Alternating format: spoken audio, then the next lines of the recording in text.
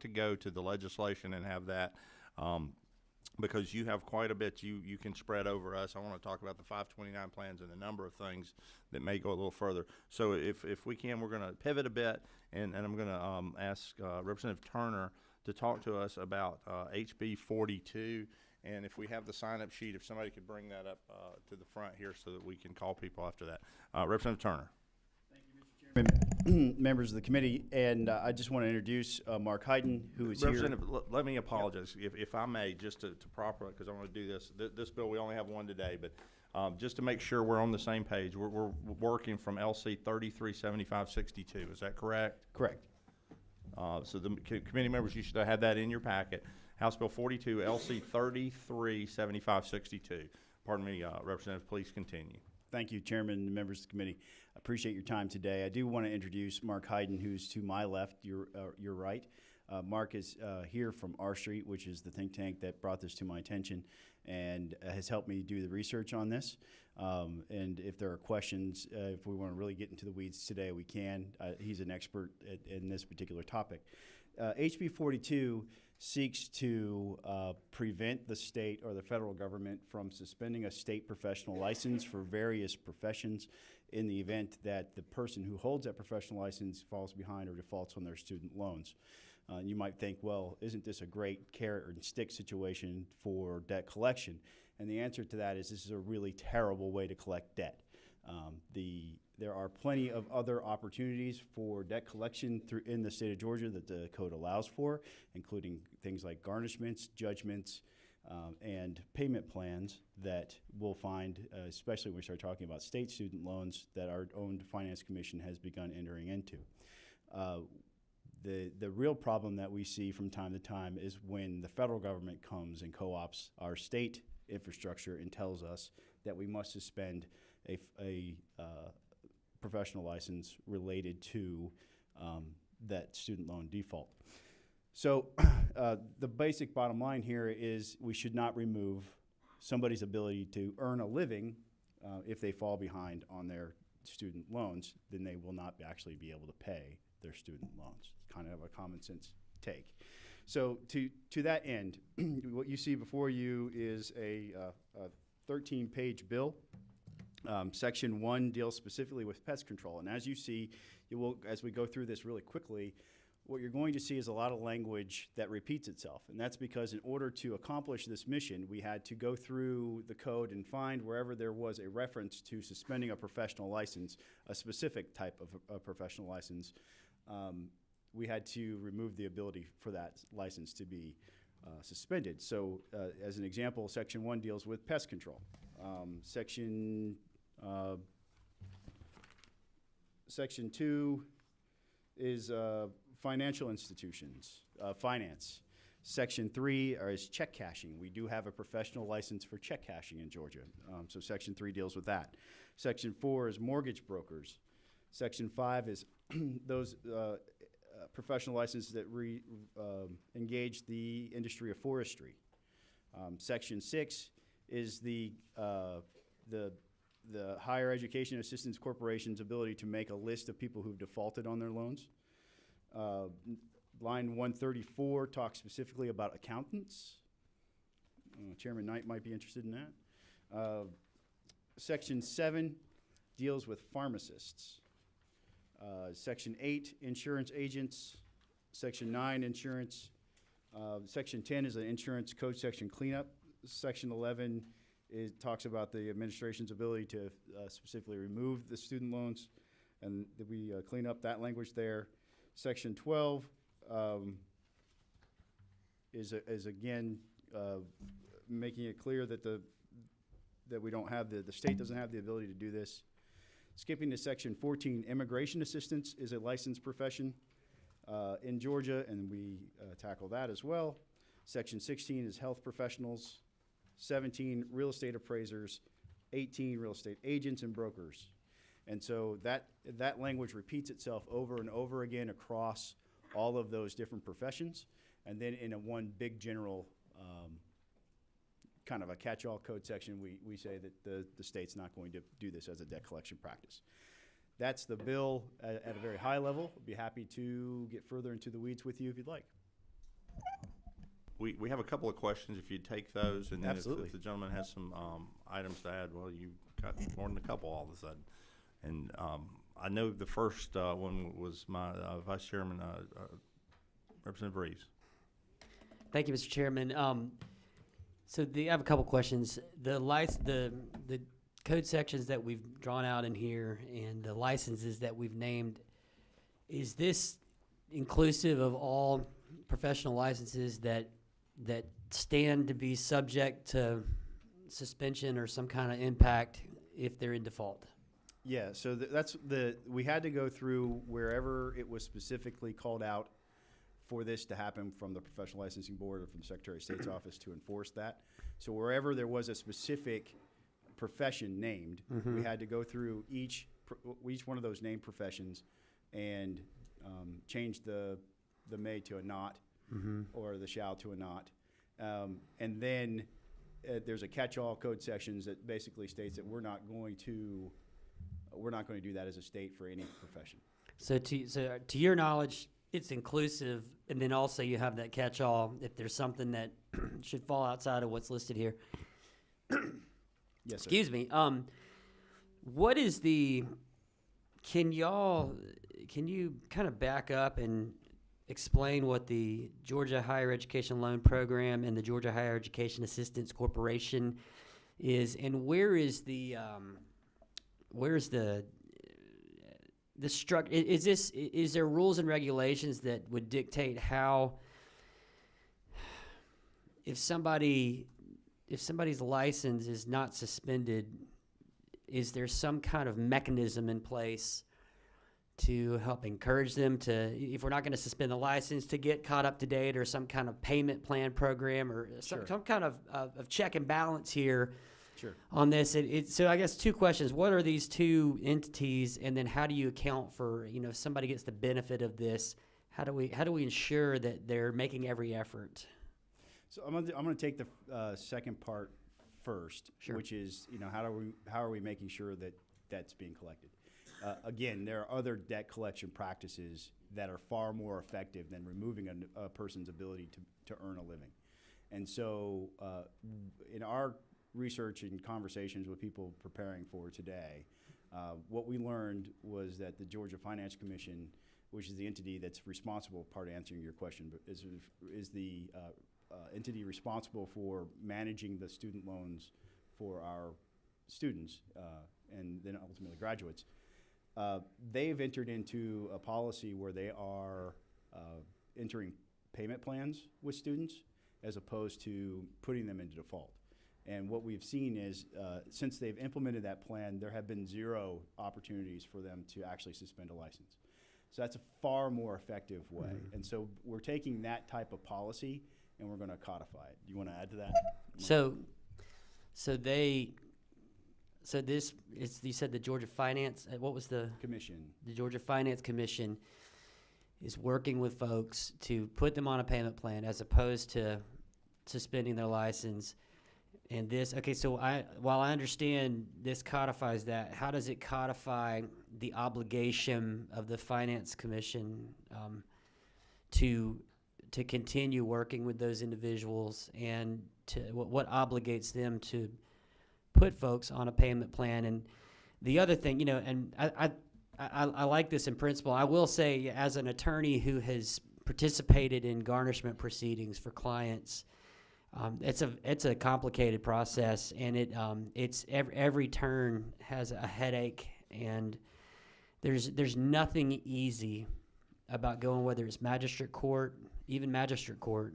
There's nothing easy about garnishments, and that's my 2 cents on that. But I'm getting off topic here.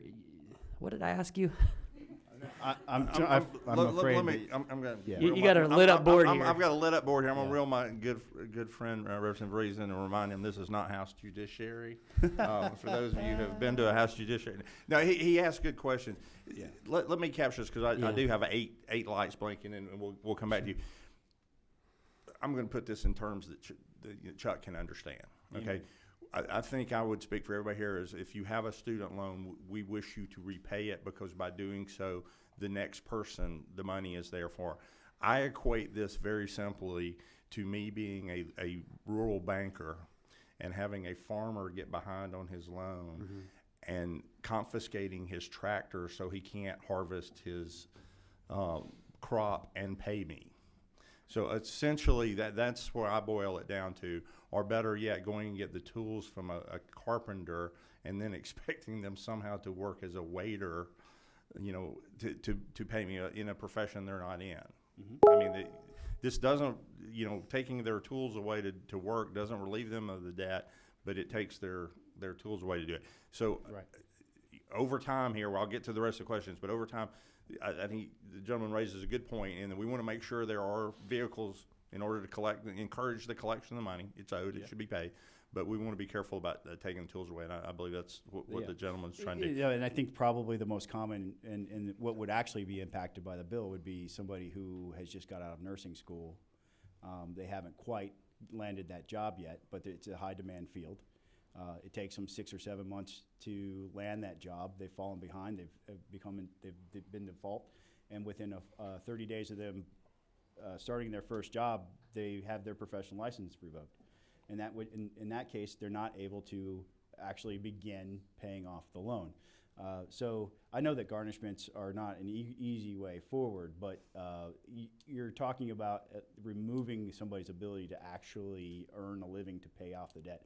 I think the people who take student loans, generally speaking, are wanting to pay their debt off, but we are sometimes a little heavy-handed in the current policy in preventing them from being able to do so. Pardon me. Thank you, Representative Turner.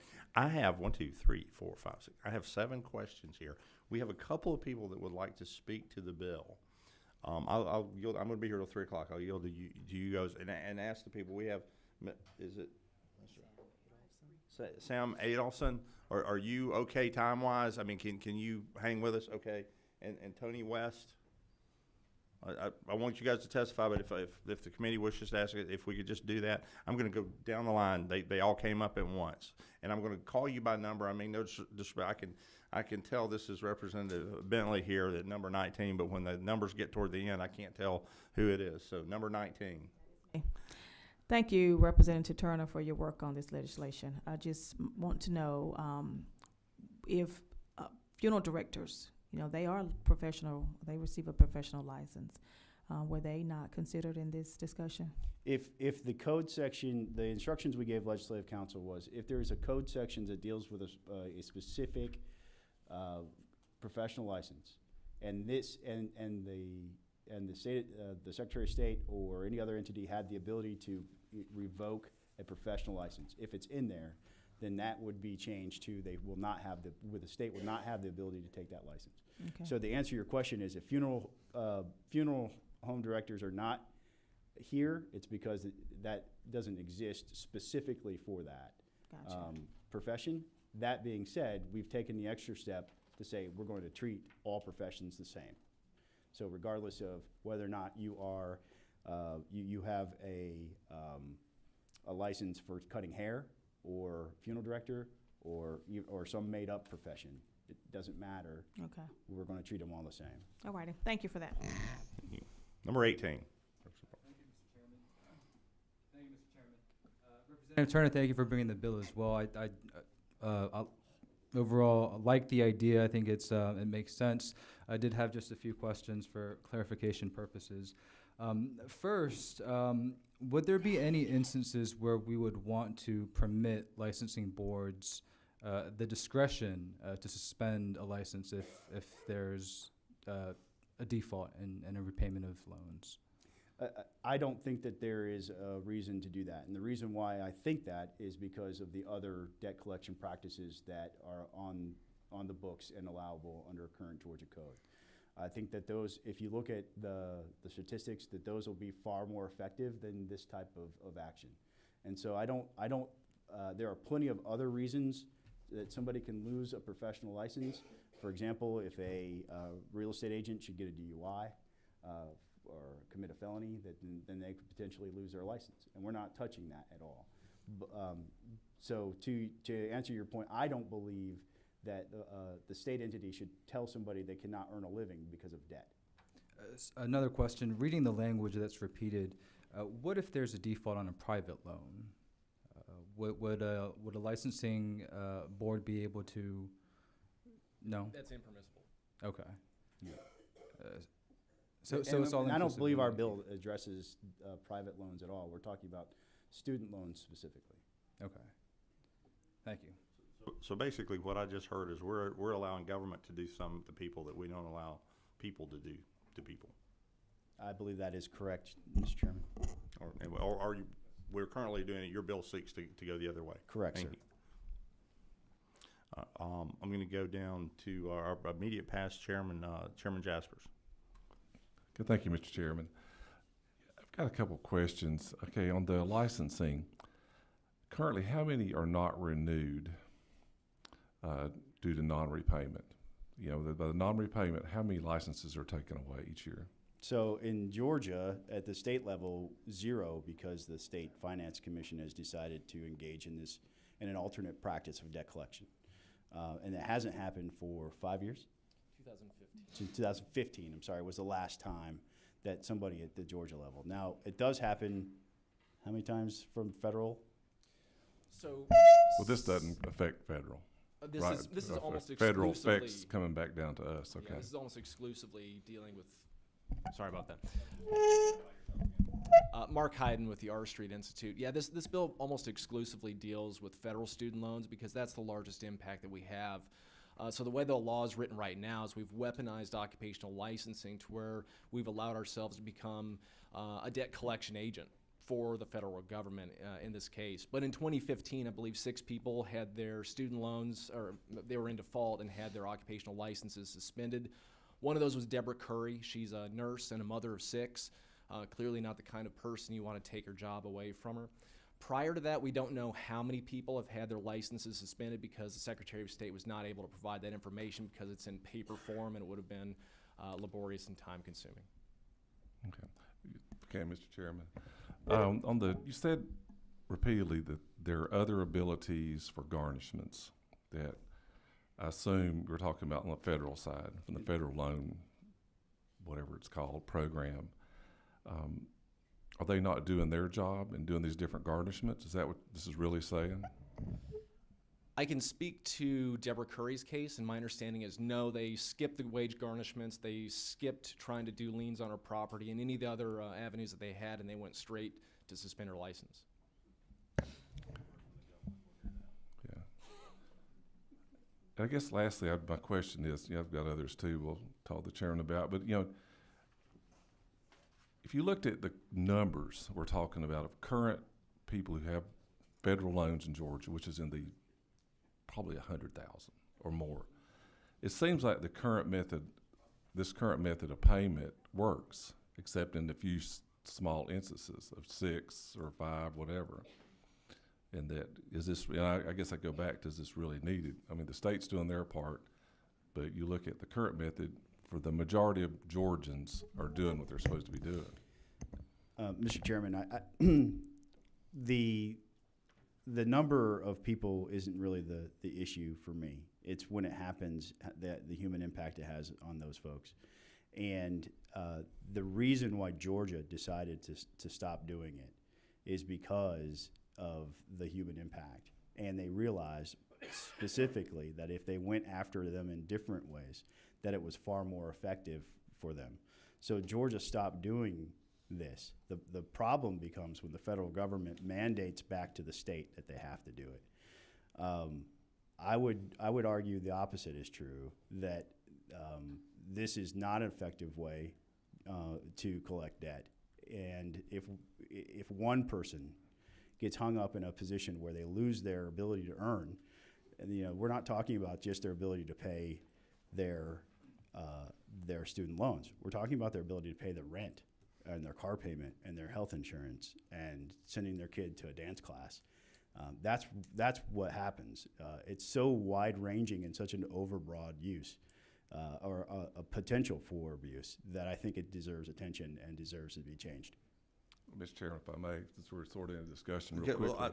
well, if I Go ahead. can, if I don't mind, Okay. we have several more people and some people to speak, if you will allow me this. Sure. We will have we're trying to get, what I'm trying to get here is questions on the bill. We will have ample opportunity, and I promise to this committee and the author, I will give him a chance to answer all those questions, and we'll have a good and robust debate on this legislation and anything else we have before this committee. But there are policy questions. Representative Park had one. Is this done all the time? Is there another way? Chairman Jaspers has the same one. Those are valid discussions to have. But in the interest of time today, given what we advertise, if we could stick it to, does it do this? As Representative Bentley said, why didn't it include this group? If we could stick to those sorts of things today, that's the reason we had it to sound today for everyone to be aware of it. Then we'll bring it back for a more robust and detailed, debate, if you will, discussion on the merits and the policy issues of it.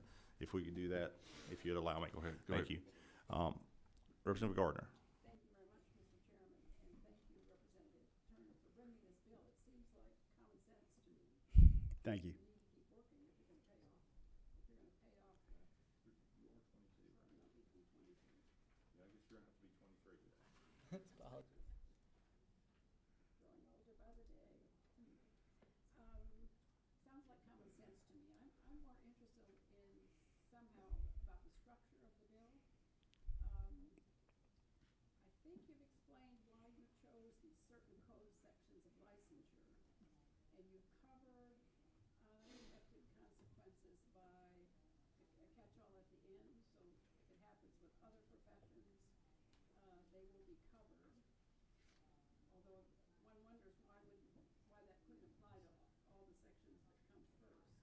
So that's one question. The second question is on this. It's my voice?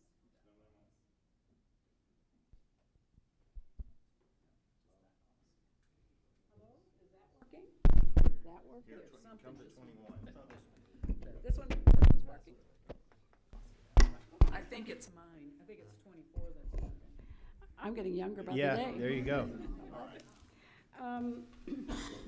So a lot of the discussions we've had about problems with these loans has come not from our university institutions, but have come from a different group called, I always try to remember, the non-public post-secondary colleges and universities or institutes that are regulated differently than the private colleges and the state institutions. And there have been a lot of trouble with those loans because of allegations of overselling the loans to people for careers where there really were no jobs. So I'm trying to figure out, do you know that group of colleges that train medical technicians or some specific kinds of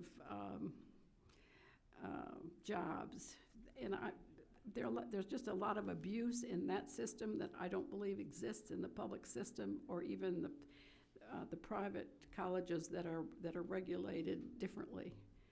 So is that, can you address that in any way? Do you know what I'm talking about? I'm going to be honest with you. Okay. I'm not familiar with that issue specifically, and I don't think that this bill addresses that. Well, these people would end up getting licensed by the professional licensing boards in Georgia. But I'd like you to do a little exploration about how those loans, where there's just a whole lot more abuse, and the abuse sometimes is not on the side of the students. They were sold something that really couldn't find a job. So I'd be happy to look more into it. if you were looking, I'm pretty sure it's called non-public post-secondary I'll get with you schools. afterwards. I think I see the director in the back, so I bet she can help you. I'll be happy to get with you Thank afterwards. Thank you. Representative Dreyer, is that you down there, number 13? Yes, Mr. Chairman. Thank you, Mr. Chairman. Representative Turner, thank you for bringing this.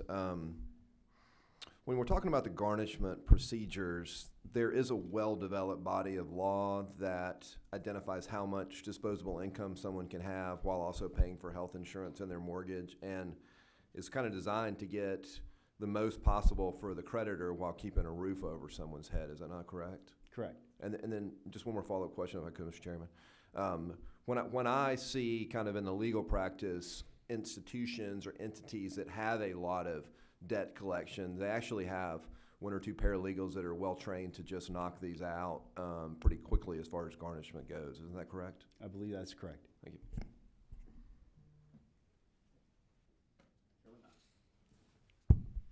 Thank you, Mr. Chairman. A couple of questions, if you will. I know in the beginning, Representative Turner, you had stated that this was a federal government mandate. Mm-hmm. So I'm not sure, can you provide where that is a mandate or where they've told us we have to do this? So because if you can, if you don't mind, I was provided a letter today, and when the mandate, what the federal government does is invoke our statute. exactly, that's what it's It's, going to that say. says if you're behind on a loan, your statutes, and it says you shall do this. So it's not a mandate that we have to do it. It's Right. them invoking Right. us to do our state law. Please Well, elaborate further. if I could elaborate on that for a second, we're only one of a handful of states who allow this to happen. And because our code specifically states that we will revoke a license, the federal government comes in and tells us to do it. And that's the mechanism that they use. So we are removing that per this bill. And the important part is, also addressing some of the concerns that Chairman Jaspers brought up earlier, again, we're only one of a handful of states who allow this to happen. Okay. I'd like to see that, but I guess from a perspective, as I look through this, and it's been mentioned by members that it's all throughout the code section, in other words, the different licensures. And I hesitate or I go with caution because I know you'd stated that we want to make it all across the board the same from all licensures. But as a professional, and I know we've got attorneys here because they're governed by the bar, and which is ultimately the Supreme Court where Chairman Reeves went to. But in some of the professional licensures, it's about ethics, or it's about, the ability to make sure that the ethics, the code, you certainly don't want a stockbroker who's in default on all his loans to be out there handling people's money. I mean, we see all the time. So that's where I'm sort of coming from here is from a licensure's point of view, especially from the professions. I mean, there are certain ethics or certain things, and again, I haven't read the entire bill, but under most of these license these code sections, it for instance, on line 32, the old language is such action shall be sufficient grounds for refusal of a license or suspension. It didn't say it had to be. Oh, It didn't actually, say that it would invoke. And then there's always the process of appeals and hearings with the licensure board. So in line 33, we add the word not. It says such action shall be sufficient grounds for refusal of a license. So we're actually changing that to not by adding the word not in there. We're taking the ability to stay away. So they absolutely must, according to No, code. it said it shall be sufficient grounds for refusal. It didn't say it shall refuse. It said it shall be Right. sufficient grounds for refusal. Right. But again, I think, and again, it's the first time I've laid eyes on the bill. Okay. But from a perspective of the professional licensure board, that ethics and things of that nature, okay, sometimes lawyers, accountants, stockbrokers and all that, I mean, that may be something that from a ethical point of view and a licensure, we're trying to make sure that the general public is protected. So, if somebody's default on debt, and this is one of it, and all that, you see where I'm going with this. I do.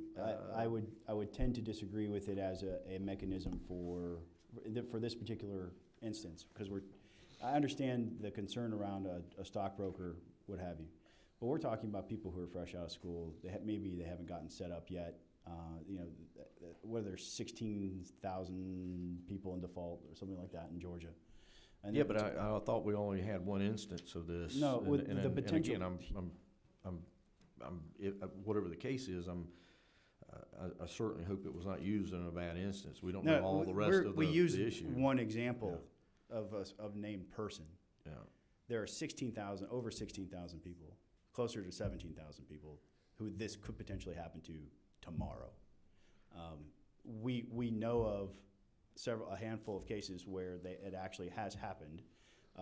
The Secretary of State's office, when we asked for the full list from like 2010 to 2018, they were only able to give us a handful of the cases because they were written on paper. And the record keeping was not done in such a manner where they could actually present to us every single case that ever happened. So again, we're going to go with, we know of 6 that it's happened to, but we know of 16,000 people in Georgia who it could happen to. And I want to go back to the point that you made about the stockbroker. How is this stockbroker going to pay their debt if they're unable to earn a living? You're taking their ability to pay that debt away by taking their ability to earn that living away. Well, again, I want to read this, but I would there are other analogies that I would tell you that within the professions, okay, and licensure, there are other instances that we won't issue a license maybe to a doctor, if they've done something that violates their code, okay, or their ethics. Their code of ethics, okay. I understand. So I get into that for some thought on this bill to make sure that, especially in the professions, that we look at it because it could tie back into a code of ethics. That's what I want to caution. I will guarantee you I will give that additional thought, and I would ask you to do the same on this point, and ponder that only a handful of states allow for this type of practice of suspending a professional license. Other states, the vast majority of states, frankly, are able to do this just fine without having to have this practice. And so their stockbrokers, their medical professionals, their funeral home directors are able to practice their business, pay off their student loans if they default their other debt collection practices. So I will definitely give that a thought and ask that you do the same for the point that I'm making. Thank you. Thanks, Chairman. We've got 2 more questions, and if I can ask related to that, and I spoke with Representative Park about this, I think it makes sense. I don't think we're doing anything that prohibits a professional organization if they otherwise have something that governs their board that says, hey, if you're not paying your loans or whatever, that puts you in a place where you're owing money, therefore you may, there are some places in banking and finance that if you have a lot of bad debts out there, you can't get a license because you are around someone else's money and you just by definition have more of a HB reason for 42 is moving. So I don't think we're doing anything. If you could just make sure of that with Legislative Council.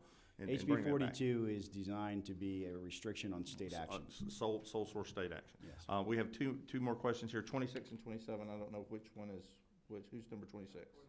Representative Williams. Thank you, Mr. Chairman. Is what Chairman Knight was referring to. I've had quite a bit of experience with the professional licensing boards. Matter of fact, I was on a study committee that looked at them over during off session. The professional licensing boards do not have enough inspectors. They don't have enough investigators. They're underfunded. They don't always meet in a timely manner, so they may revoke someone's license at a meeting on a Tuesday, and it's going to be another month before they can even be reconsidered, even if that person got up the money and paid off their loan. So I just wanted to put my 2 cents worth in there from my experience with the professional licensing board. Thank you. Mr. Chairman. That's very valuable, Representative. Thank you. Thank you, Mr. Chairman. Thank you for bringing this. Representative Turner, I like your bill, and I have looked at it before. And I would like to just to state, because I have looked at this legislation before, because I did ask you about it, that each instance in each of these sections that you have outlined here regarding the licensure has zero to do with the ability to police bad actors in a given profession based on their ethics. for being a bad nurse, or a bad pest control person for whatever reason that you would need revoked. So this legislation only has to do with the state action as it relates to the default of a debt and the ability of the state to revoke a licensure, or the ability of someone to make a living as a pest control guy or a nurse, based solely on, not whether or not they're a good nurse, but it's based solely on their ability to pay or inability to pay back student debt. Correct. Thank you. Representative Turner, that does all our questions. If it's, at this point, we'll have you back in. I want to get to the two folks that signed up to speak. Thank you, Mr. Chairman and members of the committee. I appreciate it. Thank you. The first one we have is Sam Adelson. Am I getting that right, Mr.